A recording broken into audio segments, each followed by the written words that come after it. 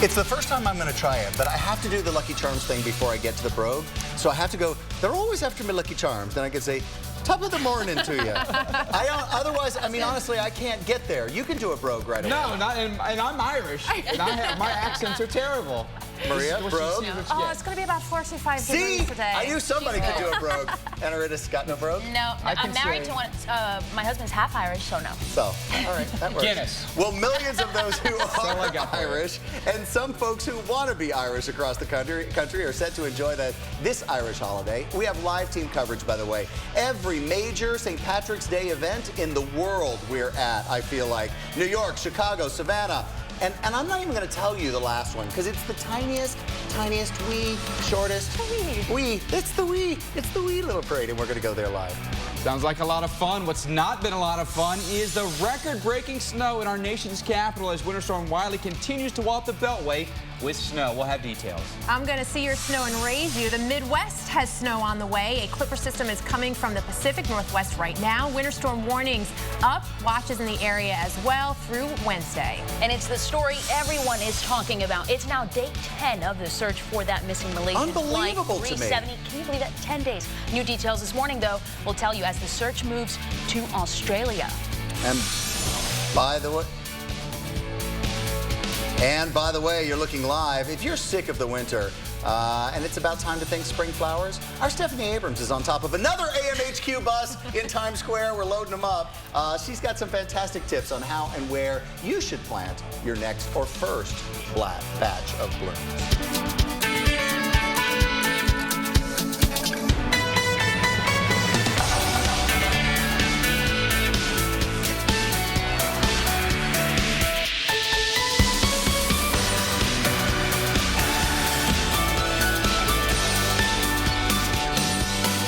Good morning and welcome to AMHQ. It's our first day and we are all very happy to be here, but we're actually more happy that you're here. Winter Storm Wiley is already leaving its mark on the nation's capital. It's been a rough morning, and just a few hours ago, a passenger bus with at least 50 people on board crashed, sending at least 4 to a nearby hospital. Now, we heard that was on I-95 just outside of Stafford. Now, there have been no reports of fatalities, and we're just now getting that injury report trickling in. Wiley is the 23rd named storm of the winter season. It's just 3 days before the official start of spring.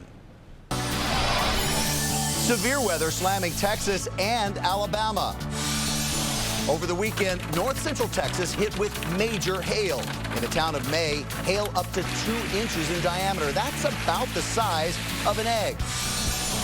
Comanche, Texas hit with a supercell, a rotating thunderstorm, packing winds up to 60 miles an hour. And in Alabama, severe weather as well. Look at this collapsed roof. Downburst winds blamed for the destruction at the Burke's Outlet Store in Atmore. The National Weather Service estimates winds between 86 and 110 miles an hour at the time of the damage. Plus rain, 2 to 3 inches in under 8 hours, turned small creeks into raging waterways. And now, Winter Storm Wiley is hitting the nation's capital. D.C. already has a record-breaking 8 inches of snow. All runways at Reagan National Airport are closed. D.C. public schools shut down. And the government office is closed for the 5th day this season due to snow. Good morning, it's 7:02 Central. So as we start to wake up the middle of the country right here on AMHQ, how about a quick look at the temperatures in the Chicagoland before you start to leave the way. Midway at about 19 degrees, by the way. Bolingbrook coming in at about 17. Romeoville, Oakland Park, we've got them all here. Elgin at about 12 degrees. So that's the idea here. But our top story is still what's going on the East Coast, and that's Winter Storm Wiley, still spreading that path of snow down. Now, as you can see, it's kind of leaving the D.C. area with some scattered snow to the background, but we've got that snow going in through South Jersey. So anywhere from Atlantic City to Newark, Philly, you're involved in that. And this is one of the areas that we just think will get a little sloppy later on the day. You guys have been sending us pictures all morning long to @AMHQ. No matter what your hashtag is, if it's Wiley or whatever it is, we'll try to get some of them on the air. So the first one on the top of the list is from Nat's 10 Mill, by the way. Weather Channel showing regular programming. My raging nature better. Take a look at what we've got for you there. The streets of the snow. And by the way, we're not in regular programming. We're in a brand new show for you, AMHQ. We're going to take a look at how this snow is moving across the area. So, Mike, You've got more on this, by the way, but Jim Cantori is out live in Washington, D.C. Good morning, Jim. How are you? Hey, good morning, Sam. You mentioned earlier the, I guess, shortest or smallest, St. Patty's Day parade. So here it is right here, buddy. It's the smallest and the shortest. All right, done. All right, here at the Washington Monument. Here's the deal. You mentioned that accident in Stafford County with the bus, the Greyhound bus. That was at exit 137. It did close down I-95 southbound for a while. Speaking of closed, they've been plowing the runways at Reagan National now for the last several hours. They hope to have that reopened by 9 o'clock. The snow is pretty much ended, as you just showed on radar, so we're looking good there. And if my calculations are correct, I was just looking at some data, the 10 inches that we got at Dulles could be the second highest total for the month of March at Dulles. So yeah, a historic storm here on a winter that just won't end. And if you add up all the snow days they've had so far, especially in Fauquier County, 16. That's 3 weeks and 1 day. Can you imagine that, missing that much school? Never, never. Sam, back to you. All right, no, Jim, I can't. And not only that, but I would have thought by now that we all know that there's March and April snowstorms, but I wouldn't imagine seeing you in Washington this morning. I just didn't have that pictured at all.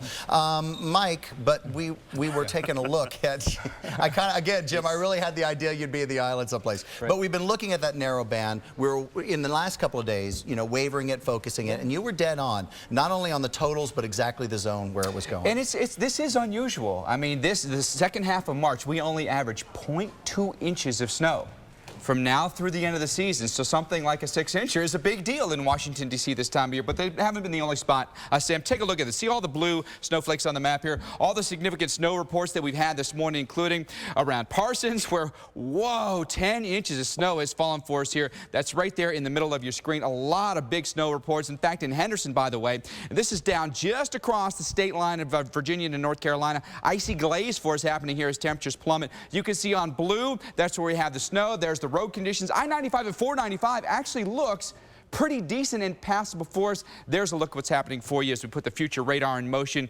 Light snow is in our forecast as we go through the afternoon, but no more significant accumulation, Marie. I think that's a good thing, but some more snow could be coming for another part of the country. I'm going to get on the complaint train here because another Midwest clipper. Yes, March, April, we see snow, but it's the series that we've had so far this winter is just adding to it. But here it is. Love the water vapor imagery. This tells the story. Look at all that moisture getting thrown at parts of the West, eventually getting into the Midwest. That's snow for the Dakotas, eventually into the Midwest by tomorrow. Minneapolis into Madison, Chicago, northwest suburbs, you could be looking at some wintry precipitation. Here are the totals we're looking at. Duluth, maybe as much as half a foot of snow. Minneapolis, maybe as much as 1 to 3. But Sam, we're also talking about wind with all of this and wind chills in the single digits. Maria, I can't even believe we're talking about another quick-moving clipper dropping more snow on top of people. But let's head to the Windy City because I want to get a little chance to enjoy Julie Martin beside the fireplace. Are you still there, Julie?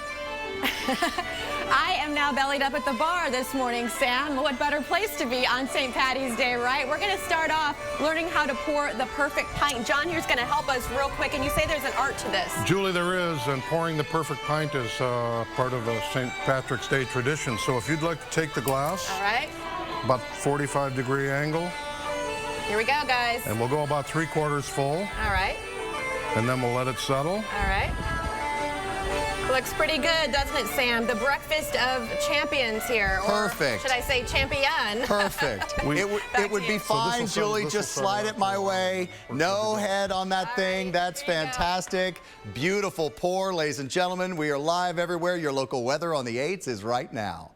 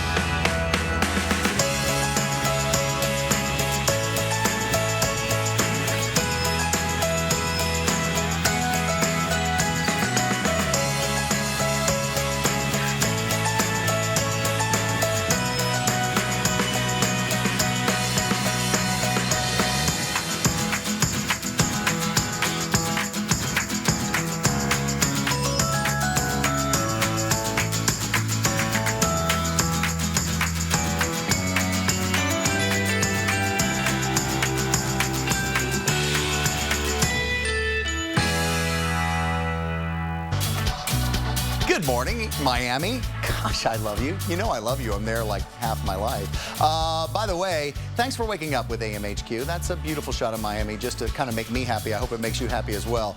But Miami, you're in the way for some of these storms later on today. Right now, what we've seen them is they've been starting in North Florida. So from Pensacola all the way into Duval County, and then they'll kind of sink south. So the idea is a stormy day in Florida during the day today. So whether you're at the parks today or you're on spring break or just starting all of that, get the idea in your head that these storms are going to be rolling. And they start in the northern areas with this radar, and you can see the live lightning data as well. Orlando, you're right in the focus of what will be there in about 30 minutes from now. All of this lightning data, you're already starting to get the edge of showers, and they generally are moving, and they're training in this line all the way from west to northeast. So as the line drops to the south, Fort Myers, you're in it later on. By nighttime, evening and into overnight, I really feel like even South Florida. The odd thing here is we think this entire front is going down through the state of Florida, and it shouldn't this time of year. It should kind of be pausing someplace up by the Gulf. So here's what we think will be the lineup for severe during the day today. Central Florida, you're getting severe, and we think the strong part of getting some stronger storms will be once you get some heating of the day today,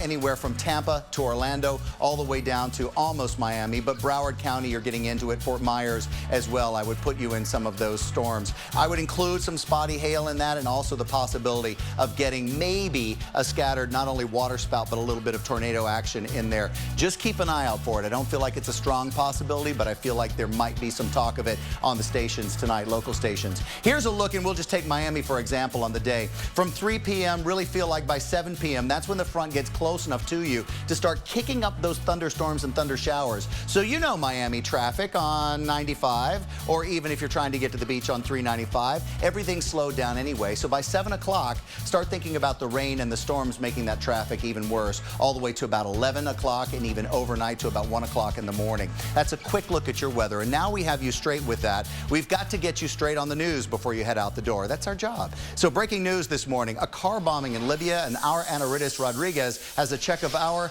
headlines. That's right, Sam. We'll learn more throughout the morning, but right now what we know is 5 people are dead in the car bomb attack near Benghazi. 14 are injured in the attack that happened at a Libyan military base. Also today, fears over a war in Ukraine after nearly 96% of Crimeans voted in favor of joining Russia. Residents of Kiev and western Ukraine met at the Independence Square on Sunday to pray for peace. Earlier this month, Russian troops took over the Black Sea Peninsula. Also today, we'll learn more about the pilots of that missing Malaysian jet, as one of them is now described as a political activist. And the search taking a new turn today. Here's NBC's Keir Simmons. Hey there, good morning. This is a Navy P-3 Orion. It is being used to help in the search for flight A370. It has advanced equipment on board. Meanwhile, back here in Malaysia, the focus is increasingly on the pilots and what their involvement might or might not have been. I'm Keir Simmons reporting for Today Later. I'll have all of the latest news. Back to you. Thank you so much, Keir. Now, South Korean defense officials are asking the North to stop firing short-range rockets into the sea. Over the weekend, North Korea fired 18 short-range rockets protesting American involvement in South Korean military drills. 2 weeks ago, Seoul officials said a North Korean artillery launch happened minutes before a Chinese commercial plane carrying 202 people flew in the same area. And I know Maria likes the story because she does this at home this spring. Students and teachers in Moore, Oklahoma will be better prepared if a tornado hits. A mother whose son survived last year's EF5 tornado is behind the effort to provide a helmet to 34,000 children and staff at Moore's public schools. The volunteer effort raised $250,000, and this is a much affordable alternative to actually building a storm shelter. And you say you do this at home. It's part of my family plan. The kids have their bike helmets, so if there's a tornado watch that's been issued, all I do is I take them out of the garage and I'm ready to go in our basement. And it's so simple. Listen, I know Mike and I feel the same way about this. We're both standing there in Moore and horrified at the fact that places need to be ready and expect these storms. I do want tornado shelters in every school. I want tornado shelters fundraisers in every city hall. But if you can't fund that yet, then at least do this thing where you're fundraising for your kids so your kids have a helmet. Protecting your head makes a big difference. It totally does. You know, the number one way people get injured in tornadoes is blunt force trauma. Protecting this, everything above the shoulders, is so vitally important. Yeah. If you can hear us, just hear us do it. Start that fundraising thing for your school. And if we can help in any way, let us know. Just hit us at AMHQ. We'll do the best we can. By the way, we've got some great video we want to show you. Heading in Sturgeon Bay, Wisconsin. You got to check this tugboat out, breaking through the ice. Very cool video, but it gets even better. It gets better. Check out these two motorcyclists racing on the ice near downtown Sturgeon Bay. No way. We do not endorse this. No. But it's kind of cool. All right. It's kind of cool. AMHQ will be right back. But don't do that. Don't do that. Big don't. This program brought to you by State Farm. For auto, home, life, and banking, get to a better state.